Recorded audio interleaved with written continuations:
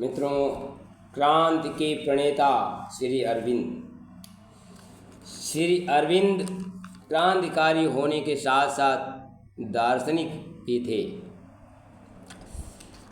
श्री अरविंद का जन्म 15 अगस्त 1872 कलकत्ता में हुआ था। इनके पिता डी घोष अंग्रेजी सभ्यता के पोषित अंग्रेज़ों के प्रशंसक थे। कितना आश्चर्य कि पिता अंग्रेज़ों के प्रशंसक, लेकिन उनके चारों बेटे अंग्रेज़ों के लिए सरदर्द बने हुए थे। अरविंद के पिता ने उन्हें 5 वर्ष की अवस्था में दार्जिलिंग के लोरेंटो कॉन्वेंट स्कूल में दाखिला करवा दिया। इसका प्रबंधन यूरोपीय लोग करते थे। 7 वर्ष में भारत में रहे और उसके बाद अपने पिता ने उन्हें भाइयों के साथ इंग्लैंड भेज दिया और वहाँ मैनेस्टर और अंग्रेज परिवार में उनका पालन पोषण हुआ। पश्चिमी सभ्यता में पले हुए महर्षि अरविंद एक दिन भारतीय संस्कृत के विख्याता होंगे, ऐसा शायद किसी ने सोचा नहीं हो। फरवरी 1893 में महर्षि अरविंद भारत लौटे। उन्होंने बड़ौदा कॉलेज में अध्यापन कार्य किया। 1857 के पश्चात क्रांति की ज्वाला में एक बार फिर प्रखर हो रही थी, जिसका केंद्र कलकत्ता ही था। अरविंद बड़ौदा से कलकत्ता भी आते जाते रहते थे और क्रांतिकारी गतिविधियों में सहयोग देते थे।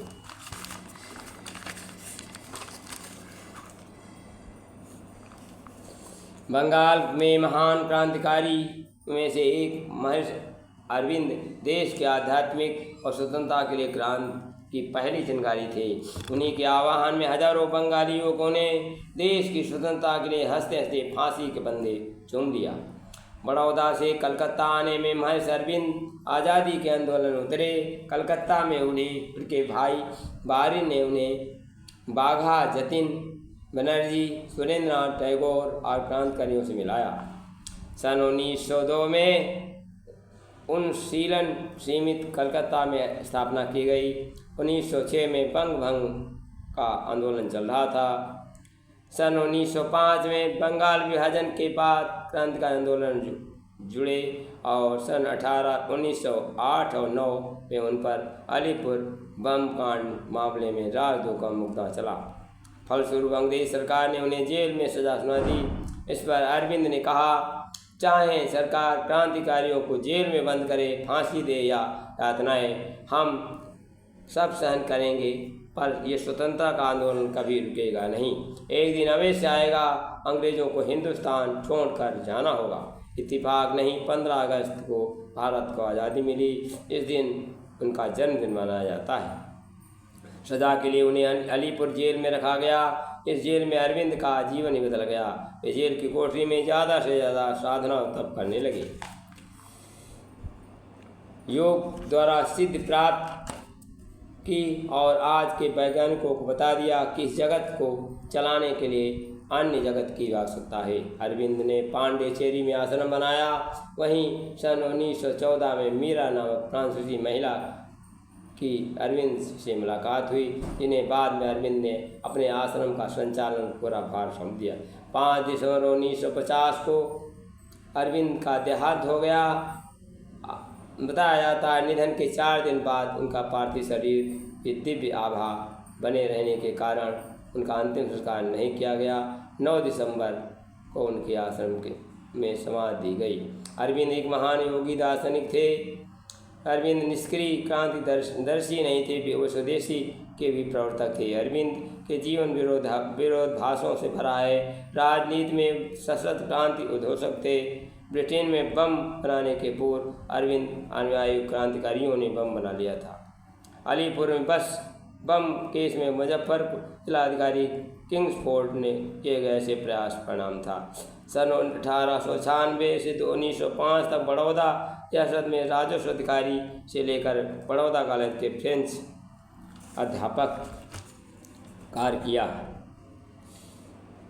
बड़ौदा नरेश सयाजी और राव गायकवाड़ के साथ घुड़सवारी भी जाते थे। एक बार एक वृद्धा ने न पहचान कर महाराज से बोझा उठवाने को कहा। महाराज बोझा उसके सर पर रखवा रहे थे कि अरविंद का घोड़ा वहाँ आ पहुँचा। अरविंद मुस्कुरा रहे थे। महाराज ने कारण पूछा तो उन्होंने कहा, देख रहा हूँ कि महाप्रभु ने बोझा उतारने का काम दिया है या वह बोझा चढ़ा रहे हैं। श्री अरविंद निजी रुपये पैसे हिसाब नहीं रखते थे, पर राजस्व विभाग में कार्य करते समय उन्होंने जो आर्थिक योजना बनाई उसका क्रियान्वयन किया। वे रिश्वत और दस्तूरी प्रथा पसंद नहीं करते, यही कारण कि उन्हें दस्तूरी नहीं ली गई। यह काम छोड़ दिया। बड़ौदा के रियासत में दस्तूरी चलती थी। एक बार एक जमींदार को काम में श्री अरविंद ने करने से इनकार कर दिया। कुछ दिनों बाद उन्हें मेज पर 500 रुपये का लिफाफा मिला। पूछने पर वो सभी मुस्कुराने लगे। अंत में चपरासी ने बताया, उसी जमींदार ने दस्तूरी आपका हिस्सा है। अरविंद ने दीवान से शिकायत की तो वो भी मुस्कुराए और कार्य छोड़कर बड़ौदा कॉलेज के फ्रेंच अध्यापक के रूप में अध्यापन करने लगे।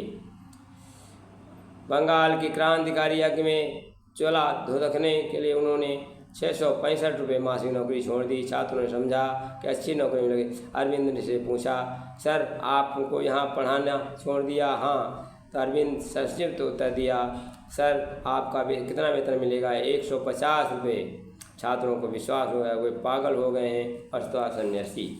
अरविंद की धर्मपत्नी मृणालिनी बहन सरोजनी उन्हें कठिनाइयों का मार्ग चुना जब उन्हें उनके बड़े भाई विनय भूषण कूच बिहार महिषादल जैसे रियासतों के दीवान स्वर्गीयता रहे थे।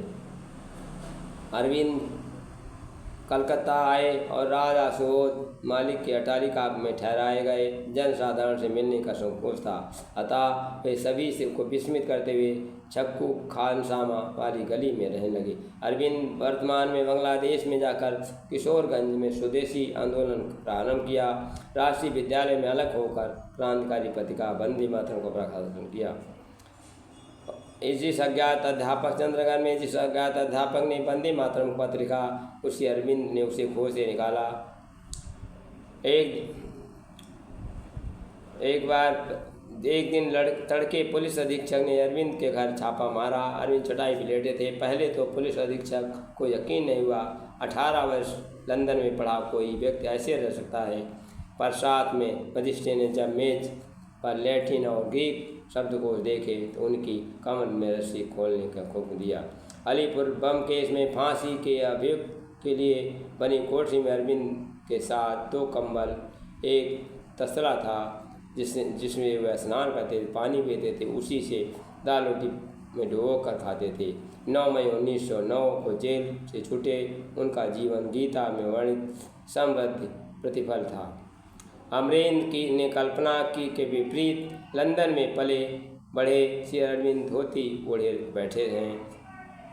15 अगस्त 1917 संदेश में अरविंद ने विश्वास प्रकट किया था, चाहे जिस मार्ग को चाहें, जिस उपाय से भारत का विभाजन दूर होना चाहिए और होगा। श्री अरविंद के जीवन में अथक गहराई मापा नहीं जा सकता। उनके आदर्शों को अपने जीवन में उतारा जा सकता। धन्यवाद।